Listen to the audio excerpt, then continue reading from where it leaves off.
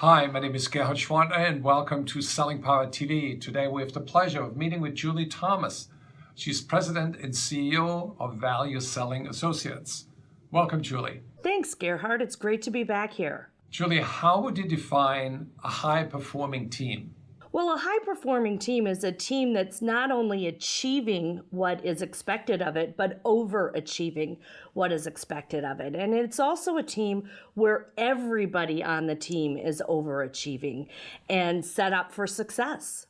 Does putting people together like this make them more competitive, or does it drive them to higher performance? Well, part of what is important about creating a high-performing team is creating a culture or an environment that is not competitive, but more likely cooperative. So think of a team. Most of us are familiar with the mechanics on a sports team.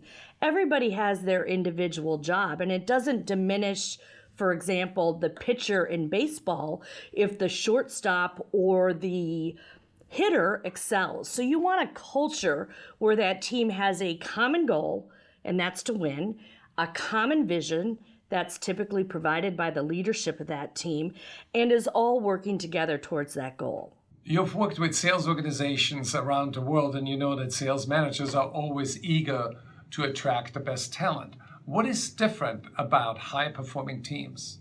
The main thing that's different about a high-performing team is the people on it all have the right attitude. And what I mean by that is they're enthusiastic, they're supportive, they get it. They have that positive attitude, that can-do attitude.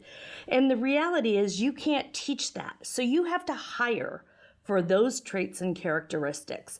I would rather hire someone with a phenomenal attitude and teach them the skills than hire somebody with tremendous experience that has a lousy attitude. Someone with a lousy attitude will be a cancer on your team, and you want to avoid that. And you really can't train an attitude. That is so true. So how do sales managers manage high-performing teams when it comes to correcting them or praising them?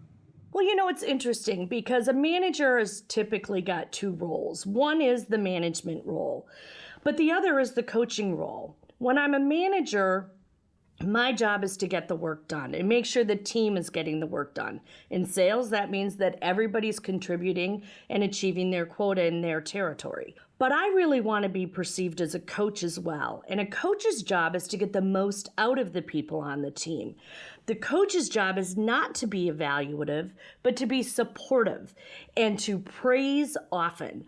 I always tell the sales managers that we work with, hey, your praise has to outweigh your criticism or your constructive feedback 2-to-1, at least 2-to-1. Think about a child who's struggling at school. You don't need someone to constantly tell that child that they're doing something wrong. You want a coach that finds them doing something right, that builds their confidence. With confidence, you can then build competence.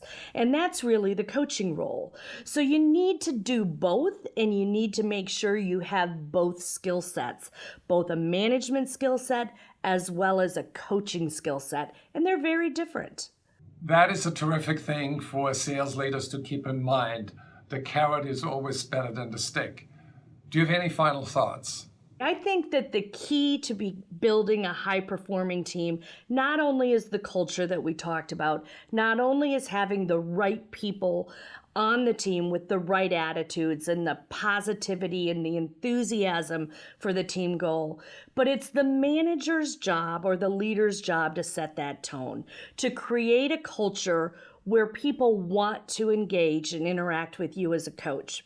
How many of our sales managers are actually requested to get involved with our reps? If you're not, you might want to think about how you're approaching engaging with those reps. Are you supportive or are you evaluative? Are you the home inspector that's just checking off everything that's wrong? Or are you a coach that's enabling people to do their best and be their best? Thank you, Julie, for sharing your wonderful ideas and for joining Selling Power TV. Thanks, Gerhard. It was fun talking to you.